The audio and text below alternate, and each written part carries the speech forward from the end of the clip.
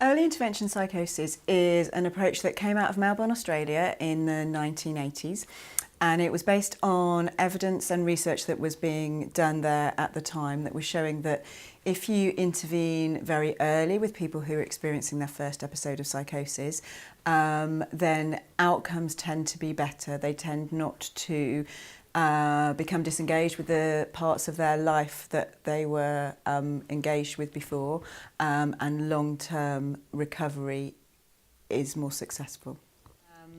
And it was a much more kind of positive and preventative way of thinking about psychosis. So people were starting to think about psychosis as something that you recovered from rather than something that was a lifelong condition. And this changed the way we started treating people that were suffering from psychosis.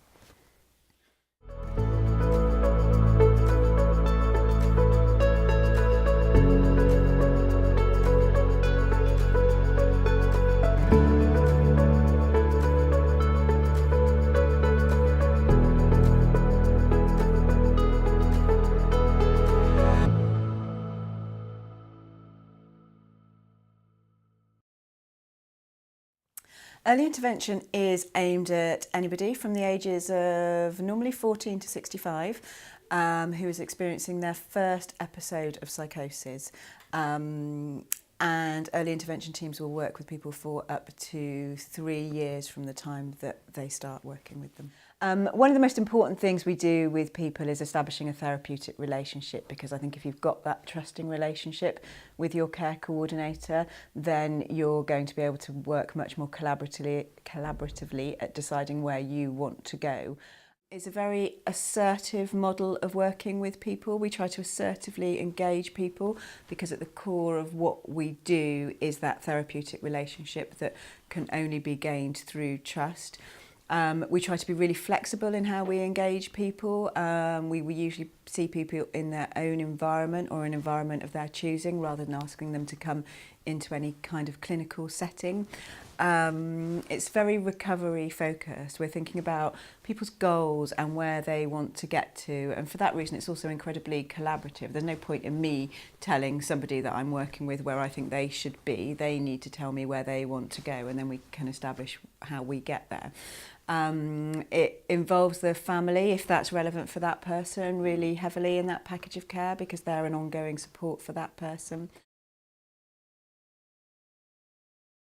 Within early interventions, we provide a range of evidence-based treatments that we know make a difference to recovery and reduce relapse rates.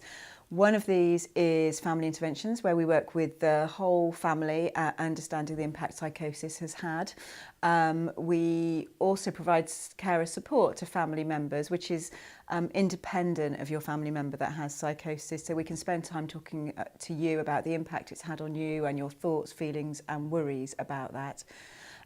We also provide cognitive behaviour therapy for psychosis, which is an opportunity for you to meet with one of our psychologically trained members of the team to think about your goals and how you're going to reach them. We provide help and support with medication, and I know in another one of these sessions we're going to be talking a bit more about medication, but that can be a really big decision and we can support you with helping to make that decision. We also support people with their physical health. This is via a range of groups and activities that we provide to help you keep fit and active and to socialise. But we'll also do an annual health check just to make sure that we're keeping on top of your physical health and giving you advice around diet, exercise, smoking cessation, that kind of thing. We also provide individual placement support, which is a chance to meet up with an employment advisor to talk about how you would like to go back to work, what kind of job you'd like to do, and think about getting you back into that as part of your recovery. Well, evidence has shown that the longer psychosis is left untreated, the more difficult it can be to recover. That doesn't mean to say you won't recover.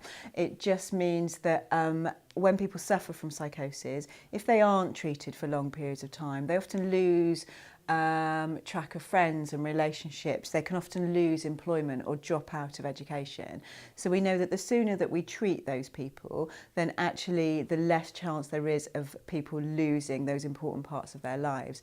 And if they don't lose them, then it's easier to pick them back up, and then recovery can happen more quickly.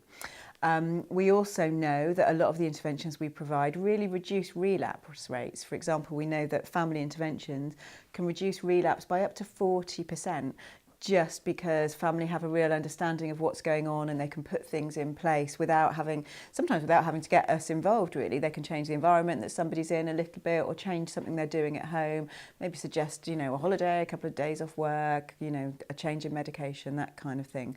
So that can be really helpful. You can contact early intervention teams in a variety of ways, depending on where you live.